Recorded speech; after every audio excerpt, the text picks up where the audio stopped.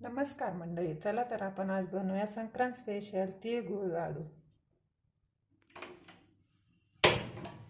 चला तर आता आपण बनवूया। त्यासाठी घेतलेले आहे मी 1 वाटी गावरान तीळ। तीळ खरपूस मंद आचेवर खरपूस भाजून घेऊया। आपले तीळ खरपूस भाजून झालेले आहे। आता हे आपण एका ताटामध्ये काढून घ्यायचे। त्यानंतर जेवढे तीळ आहे तेवढेच आपण गूळ घ्यायचा। हे असं चांगलं मिक्स करून घ्यायचं।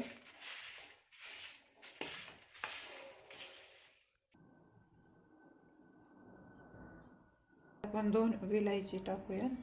आता हे सगळं एकजीव करून घेऊया।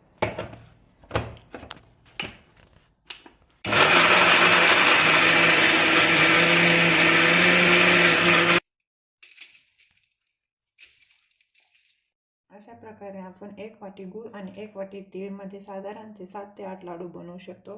तुम्हाला जर व्हिडिओ आवडला असला तर तुम्ही सबस्क्राइब आणि लाईक करू शकता। Thank you.